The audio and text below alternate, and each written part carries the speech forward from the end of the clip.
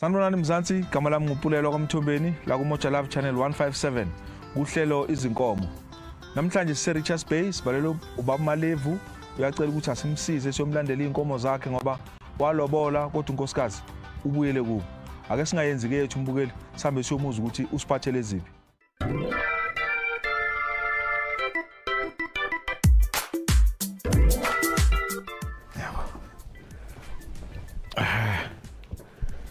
Igama lami nguPulelo kwaMthombeni sibonga. Ngisuka kwaMoja Love Channel 157. Bengingathanda ukuthi mhlambe sizazise impela kwaMalevu la khala ungene khona. uMalevu lona okuthiwa uyena okhona ondayi complainant. uMalevu lona ubaba uPax uPhakamani uDludla omkhongi wami. uMalevu umkhwenyana owaye elolobola emzini okuthiwa kwaMlondo eNtambanana. Yebo. So into engisiyenze sinibhalele inakho sesibhalele salobola sakwantombi sithandane nayo inyanga nje enhlanu ayisibe sesithi asilobole ngoba iyayikhuluma kahle ukuthi sidelile. So bengicela ukuthi siqale kahle ukuthi kahle kahle manizoze nazane ngoba phela kuyeqale kuthandana ngaphambi kokuthi kuzolotsholwana. Nithandana isikhathi esingakanani? Ithandane inyanga impela ezibale kahle ezinhlanu. 5 months. 5 months. Ngase ngololu hleki ngimlobole ngoAugust oba bengikhola ngoluJuly ngathi nje ayimophela ayimkhongi asimthathe. Mase simthatha ibe lapho inkinga. Usishelanile ngayishela nami njengentombi futhi ke kwakukhona abanye bekhona lukhuza imthele phela kube njalo. Babethi cha intombi siyimisele ukuthi ayisekwenza lutho cha ngayinikeza isikhathi nami ngayithiwa kudate lokho. Ngayidate ngohlala nayo ngayibonisa isimo yangitshela ke yonke isimo sayo nayo nanokuthi nezingane nami nginezingane mina nginomuzi yona inomuzi ohlala ekhaya. So ngaleso sikhathi ke sesithandana ke sengibiza kumfowethu uthi kwenziwa kanjani. Cha wathi umfowethu umngani wami omkhulu wathi hayi singayilobola intombi uma ukuthi nizwana kodwa ngibone ngathi nizwana. Ngalesikhathi sihamba ke sahamba safesa sayiya intombi safesa ifaka inkomo phela salobola ngalo la kwakumgqibelo. Uma kumgqibelo kwayengayile emsebenzini akwalontshola kwamnandi phela kwagigiswa kakuhle zamukela inkomo omama obaba bakona. Manje nathi manifika le bankapha kangakanani bathi bafuna inkomo ezingakanani basishaya babevele beshilo bathi bafuna inkomo ezine 4 inkomo ehamba ngeenyawo. 4 bafuna 4. Unezingane ezingakhe konjena? Unezingane ezintathu. Okay. So ngafaka inkomo usayifaka inkomo ezo4 kwase kuba lena enye ekwagcina sikhokha 6000 bathi 8000 esibizo. Usho 5. Yes. Kwase kumpeleni sokuphelile ke ngaye.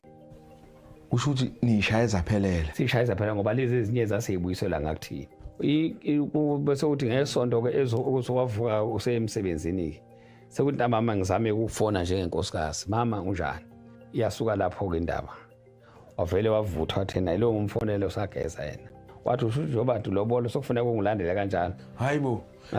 Lapho seninesikhathi esingakanani senilobolene? Hayi ilanga lilohodo ungakusazi emsebenzini. Madoda. Sokudla. Angiblock vele. Okay, kancane. Manje lo muntu ngaphambi kokuthi umthathe bezingekho mhlambe izimpawu ezikhombisayo ukuthi lo muntu ngathi unenkinga nyana mhlambe noma wayemuntu nje wawunkosikazi nje okuthathwa. Akukho nje okwavela okungathi kuyasola solisa.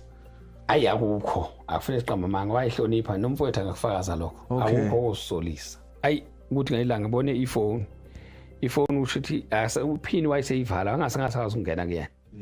Ngithatha ifone athi kade dlala amagame ayivaleke uma udlala amagame. Yayisimase ngiyayibheka hayi ngiyayithola lapha ekhulumela neex yakhe.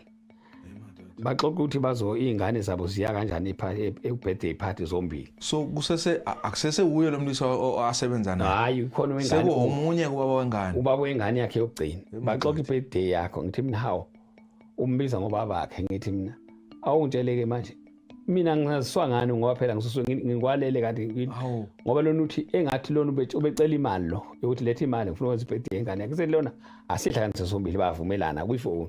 Okay. Sengithi mina ubungangitshela ingane ukuthi nizokwenza nje ngoba phela nami nginguvimbele ngesiko na uganile wangichazela ukuthi na ugane mina kodwa izingane ezakho wazi washo ukuthi ndathi ubungangitshela ingane. Abe sesuka lapha avala ifoni aqale ke manje ukulwa nami kakhulu. So ngaleso sikhathi sekahlala phi ke manje? Ulapha ke ngimibambe esela embhedeni esela. Ukhona la. Yes ngibambe ifoni embhedeni. Okay. Ayi ngizame ukuyiphepheza le ndaba ngithi ayikhona ngeke. Kwenza nje ukufonela udadewabo ngifonele kwakusebusuku impela hayi ngibona kubi ngize ngifone umngane amahambi kahle. Abe sethi yena into elula ukuthi sihlukane kusho yena. Hayi ke kube yilokho nje. Athi hayi sebekezelelile ngithi mina awu ubekezela isikhathi esingakanani ngoba sesincane lesikhathi. So kusho umakoti njalo uthi ayisengibekezelile. Bekezelile uyamthethisa. Ngaleso sikhathi sebanesikhathi esingakanani cishe amavikinyana. No, nje kwasekupheleni nenyanga ngithi mhlambe. Okay. Hayi kuqhubeka isikhathi bese ngithi mina ke umfowethu lo Malebo.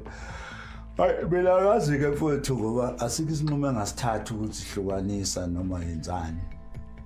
Ngizozwa ngawe mina ukuthi ngithathe siphi isinqumo. Manje nikhulumisene nafika kuphi nomkhwekazi? Umkhwekazi kwahamba umkhwekazi ngoba ngingacela ukuthi ake ngithole lo umfana lo uSibari wakhona lo owayimukela inkomo. Okay. Ayiwala nenamba yakhe. Wathola ukuthi manje ke uma sengithi ngiyethe angikhulume ngithi ngicelele ukuchathetela nangena base zishe ingane cha wathi asikublock sonke la ekhaya sibuye naye sibela esethi nayi kulungileke bese ethi ekuseni ngizocela ungivuse ekuseni ngimsebenzini. Okay. So lapho seniyalungisa manje emveni kokuthi kube khona yonke lento eseyenzakele uyahlangana naye niyakhulumisana nize nifike la endlini. Yes ngoba before ngikhulume nomfowethu wayengifusekisa ngiza lapha ubencela ukuthi nje kwethukuza lapha ukuthi okay funani kimlenja le athuka athi wayekade ngithukile ngikuboke ngalela ngathi ngiseke nenhlahla kade ngibizile uma isivuka usethi uzobuya ntambama ungula ntambama athi nayi kulungile ke sengibona impela akuyalunga. So okusho ukuthi ulele la ekhaya? Ulalela ekhaya. Oh sengiyavuka ke seyose hayi ngibeke ke sekuthi ntambama ngifone ngithi nayi songozwa ngawo mawusuku lapha thena ngithi uma usulapho usufikile zokulala khona ngizolanda athi yena angibuyi mina lapha ngithi nayini wathi ngithi nayi ukuphathi yena hayi ngisahambe nabanye abangani mami ngisayikhipha esengishayile ukuzana emthothi ukhona indawo khona iclub lapha iclub la uhlala khona abantu besifazane nje. Okay. So ngalo sikhathi ngizama ukumthola bese ivala ifoni hayi ngise ngifonele iwele lakho uma uthi hayi udadewena ngimthole kanje kanje usevala ifoni kanje athi ngiyamfonela ngiyamuzwa ukuthi usayikhiphile abangani bakhe manje mina ke ngahlala ngamlinda athi uzokulinda la uvala ifoni ngafese ngishaya ama message manje ushaye 9 10 11 12 1 2 3 4 ngakusasa ekuseni ngakusasa nansi imoto iqhamuka imithi mayizongena amagate awu2 ima isiqhama apha vele ibuye ngejubane lapha ishone ngezansi ifuna ungena ngani bese ngiphuma ngespeed ngimiyeke ngishiya imoto la ngene ngaphakathi uma ngena ngaphakathi lapho uphethe ibodies ngesandla uphethe iphedi ngesandla ubra uphethe ubra wakhe ngesandla uphethe icathulo ngesandla. Oh my God. Uqhamuka isimoto sijike yaphendele emvala imoto ngespeed futhi nayo uzimisela ukuthi manje singasuka siye soyilanda. Hawu uma ngisho njalo nje bengiqede ngoba phela impela njengoba nginjena nami it doesn't mean that uthi akekho umuntu engimbonayo. Ngicabanga ukuthi manje asivele sisukumeni siye ngikhona. Akunankinga. Nakho. Noma singombuzo excuse ubaba ayoqhubeka nehlelo. No cha siyabonga kakhulu. Yeah ubaba singamkhulula aqhubeke nohlelo lwakhe sobuya mhlambe mase sibuya nathi singadlula sishaya amabhodlela.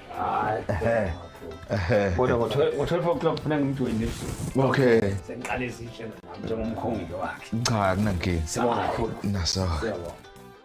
Sekuyacaca ukuthi kahle kahle uMalevu bekabhekane nezimbila azithutha. Ngapha kukhona izimo lapho wathola ukuthi lo nkosikazi wamthola ekseni aphethe amadilosi ngesandla. Manje ke mbukeli ake siyojike idolo. Sithi mase sibuya sizwe kahle ukuthi kahle kahle igcina iphetha kanjani.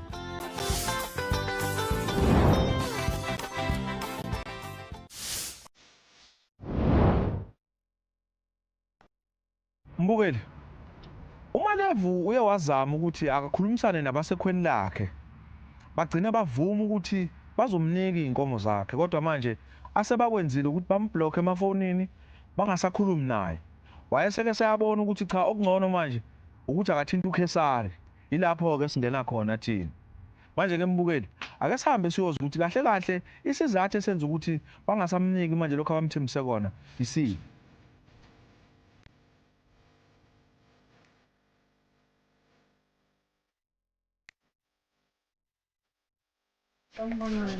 Yebo. Ninjani? Siyaphila. Angazi noma ngingangena sikhulumisane ngizokwazi ukuzazisa ukuthi ngubani uqhamuka ngiyabonga. Igama lami ke gogo. Ngiwupulelo ngwakwamthombeni Sibongo. Ngisuka kwaMoja Love. Kune-channel ekuthiwa iMoja Love kwa-157. Ngihamba nomkhonyana wala ekhaya. Okay, ngicela ngingibizele ubhuti. Kulunga. Sanibona. Yebo sawubona mfowethu. Bamalevu. Bese ngithe umuthi faxa ugogo. Manje unesikhalo. Bengicela ukuthi ke kulesikhalo osithume sona ukuthi size ngazo. Umchazele ugogo ukuthi kungani sila ekhaya namhlanje.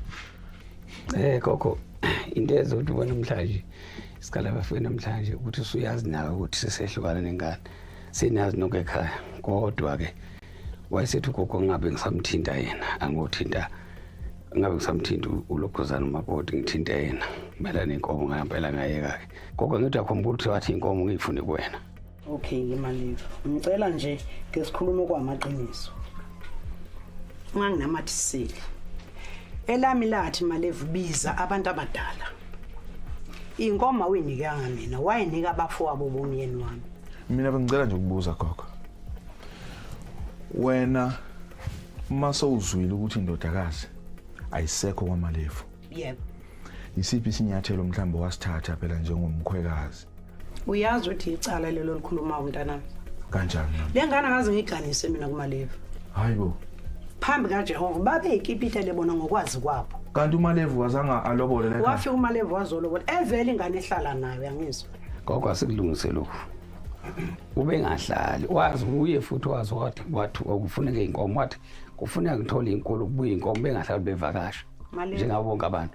Wayethi kufuneka ngithole ukuthi ngikhiphe inkomo ukuze abuye akwazi ukubathela ngihlala naye. Sengisengiloboleke la.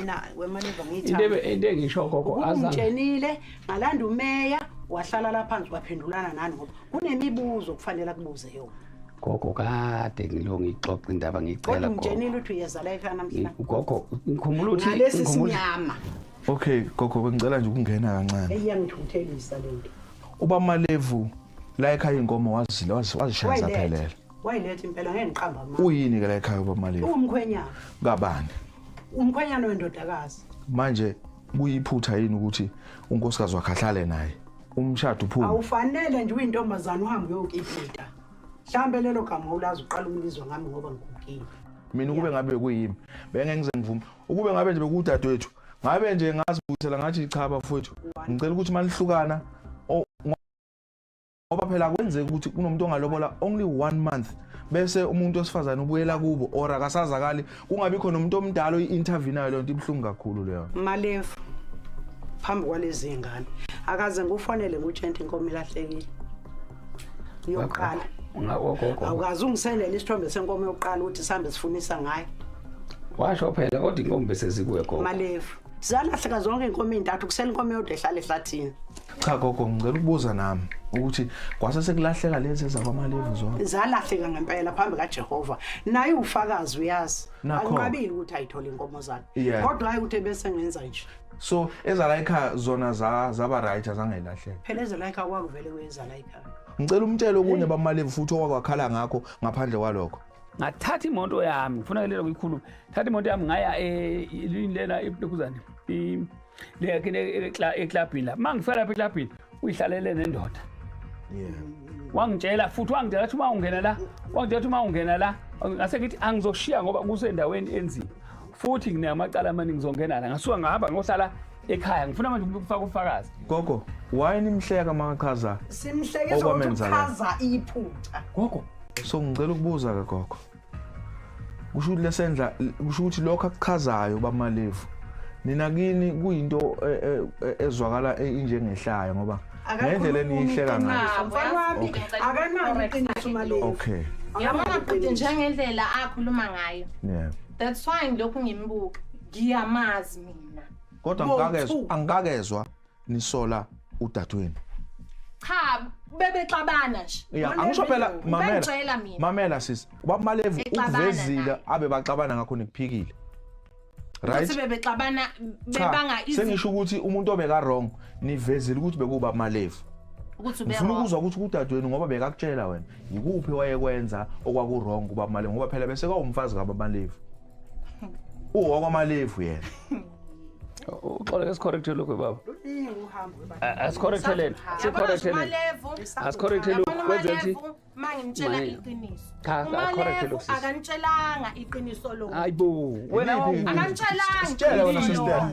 Wena sitshela. Malevu ukhethe lokho nalokho ungasho babamalevu ukuthi ngangikuphi ngoba wayengithuka every day. Okay ke sister wena Bathi ngoba ngisho sebebuyisene nayo sisi mina ngangimtshela usisi wami ngithi xoxa noSibali khuluma nayo Sibali. Okay wena sisi ngicela ukuthi okwaziyo wena ngoba uba malevu lokho akushoyo nithi akusikho kuyashoda ngicela wena ukucacisa okwaziyo. Waye wrong yabo the time ethu ulapha yana wayengekho lapha yana. Okay. Yabona the time ethu Malevu efonela mina ethe na usidudlu uthe ukuphi Shona Malevu wathi ukuphi Shona phela eBay lapha wawuyomcinga khona ngamfonela ngathi wele wami ukuphi uMalevu yakucinga uthi wena utho wathi nje wele wami angikho lapha. Okay ngiyavuma so bekanjani beka right was it right ukuthi athu lapha ngekho lapha sengibuza wena Ukuthi vele angisiyona leyo nhlobo oleyo umshado udadweni ngikhuluma into engiyitshelwa umuntu engizwile ngamfonela washo wathi yabona lento ayishoyo ayikho futhi uMalevu akazangene kwakhona lapho ngoba ethi wangena kimi wathi akangenanga. Uyazi gogo mina ngiyangithanda ukuthi masihamba phezulu kweqiniso singakhethi iphele emasini. Engicelayo mina gogo ukuthi manje ngesibuyele kule inkomo. Hayi inkomo lezi ezigaba Malevu. Uzoyithola mfana wami. Okay gogo. Manje ngeke ngisho ukuthi ngolwesithi. kodwa uyezwa ke gogo xabene. Okay gogo. Ngeke ngisho ukuthi uyani ngomhla kabani uzothatha inkomo zenu ngoba akukho la ngayidayisa ngayibeka khona imali.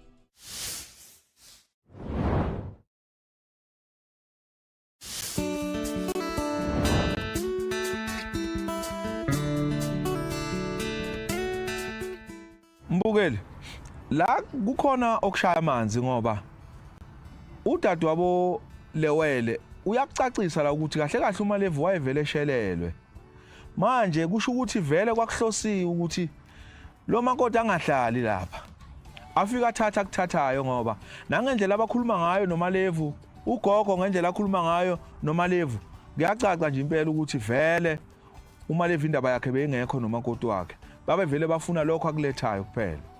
Okay gogo yazi mina bengikuthanda yini inkulumo imnandi masiyikhuluma ngomlomo kuba nzima kusasa mase singasayifakazi Fanele kwenziwe. Yebo ukuthi lokho usho kithi manje kubhalwe phansi Ayithola inkomo zakhe njengokusho kwakho gogo ngoba ngeke ngisho ukuthi uzoyithola ngomhla kabani. Cha Ngaphela kusafanele ngizabalaze nami. Yebo gogo mina ngifuna ukuthi manje sihlale phezulu kwakho ngicela ukuthi ibhuti ungitholele iphepha nepeni neball pen la ekhaya inkomo zikhona gogo Azikho inkomo la ekhaya. Akuna inkomo Khona inkomo ezibekwa abanikazi bazo abacela uzokhabisa nabo. Oh la ekhaya akukaze kube engasena inkomo baba. Kanjani Umfana uthi kanjani? Yebo gogo Zazi ingaki inkomo esasinazo. Ezalethwa baMalevu zazi4 Angikhulumi ngalezo inkomo ezalahleka. Okay Iyodwa inkomo yakhe esehlathini ikhona. Oh kodwa lezi zilahleke ngaphansi Zalahleka zila ekhaya Nkosi yami ngeke ngaqamba mama. Zafika inkomo la ekhaya. Phela kubhlungu enhlizweni yami angizange ngidle ngisho eyodwa yalezo nkomo. Okubhlungu mani gogo ukuthi uMalevu ekugcineni kule nkomo ayikhiphile kufanele ukuthi kube nenkomo abuyela nazo emuva.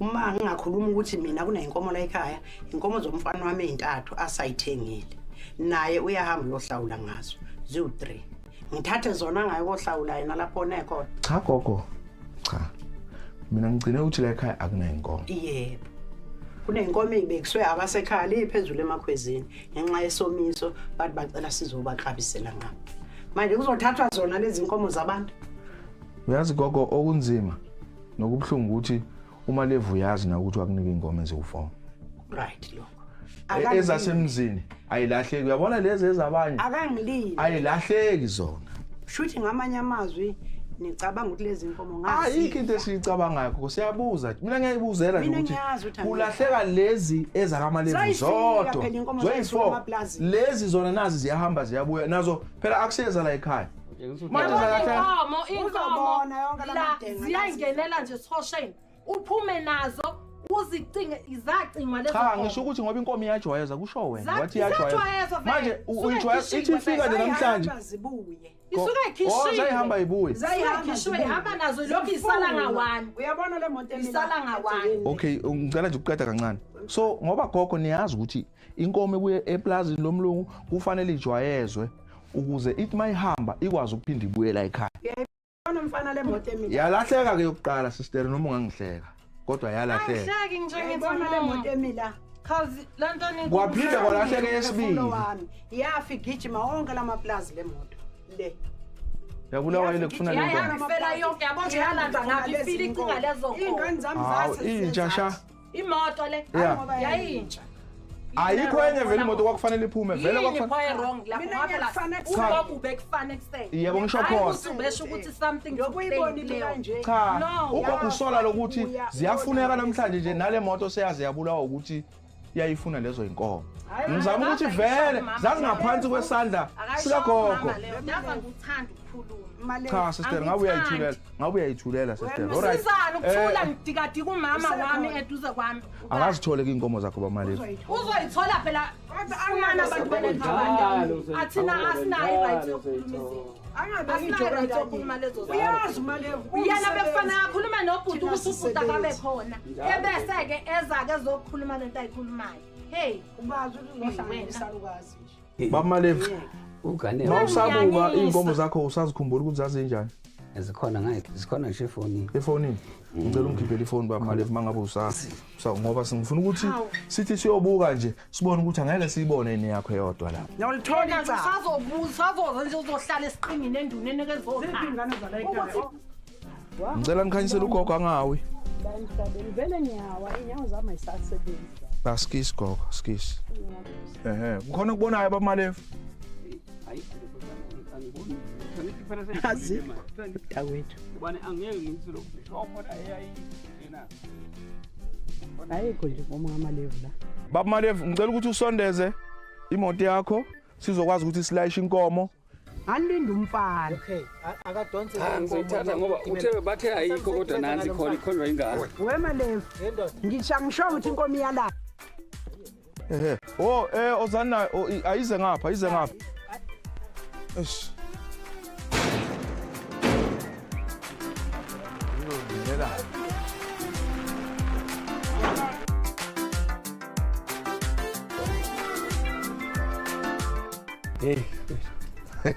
hayi komile ngifuna ngikhuluma ngazi ngizokhuluma ngithini ngiyabonga ukuthi ibuye abantu besilisa afuna abaqaphele into engizoyisho siyakhala abantu besilisa abaqaphele khona uma bayizigebengu nengane zabo la ngaphandle.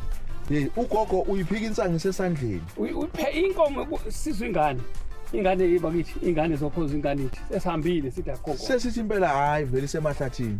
Uthini sethi intathu lapha inkomo esibayini. Mase sithi afika ingane ngoba. Madoda. Ngihlulekile impela ngibonile ukuthi kuba khona abantu abakwazi ukuthatha inkomo. Kodwa ngizosho abanye abaningi ukuthi hey madoda eningafuni ukukhuluma njengami. Enifela phakathi. Enifela phakathi niyodliwa. Naka madoda. Madoda. Nansi imoto lapha madoda msana ukudlala. No sozongena emotweni. Ngiyabonga. Nakho ke bese siyakulandela. Mbukeli. Ngiyaqala mina ukubona umuntu omdala aqamba amanga wonke umuntu abhekile. Kodwa ke okubhlungu ukuthi wena uma uyingane uthula ubona umzali wakho akhuluma amanga kanje uzizwa kanjani? kodwa-ke singasayigibezi intaba ihluza. Siyabonga nje ngoba sesigcine siyitholile nayo uMalevu uzokwazi ukuthi aqhubekele phambili nempilo yakhe. Kanti-ke nawe lapha ekhaya ma unenkinga efana nale sicela ukuthi usibhalele sikwazi ukuthi nawe sikusize.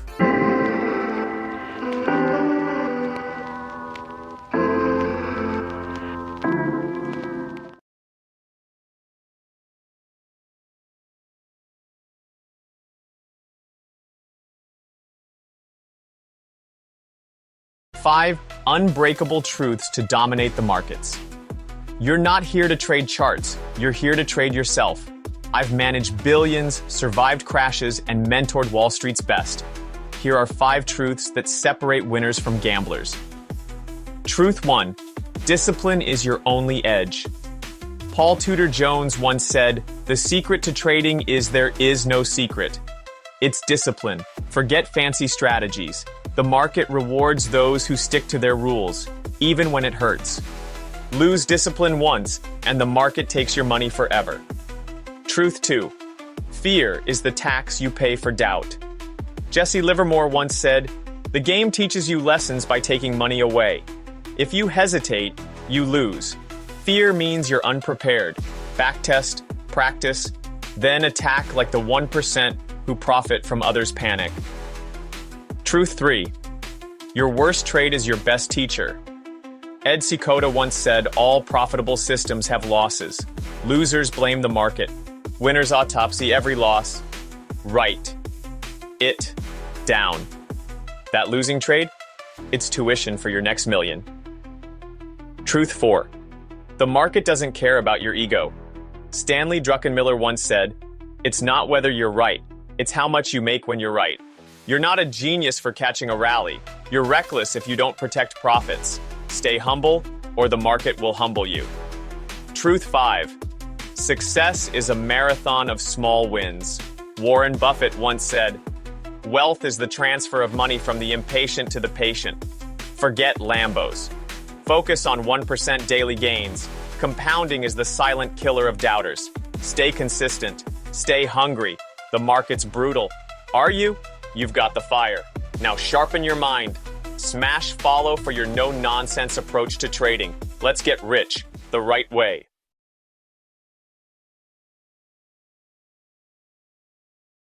You know, I was lost in a sea of charts and confusing patterns hoping to catch a break. Then a buddy of mine said, "Why don't you check out the COT report?" Enter Mastering the Commitment of Traders report. This ebook practically took me by the hand, showing me how the pros do it. Trades, nailed them. Downtime, history, you want in on this?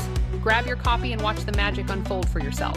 5 unbreakable truths to dominate the markets. You're not here to trade charts, you're here to trade yourself. I've managed billions, survived crashes, and mentored Wall Street's best. Here are 5 truths that separate winners from gamblers. Truth 1. Discipline is your only edge. Paul Tudor Jones once said, "The secret to trading is there is no secret. It's discipline. Forget fancy strategies. The market rewards those who stick to their rules, even when it hurts. Lose discipline once, and the market takes your money forever." Truth 2. Fear is the tax you pay for doubt.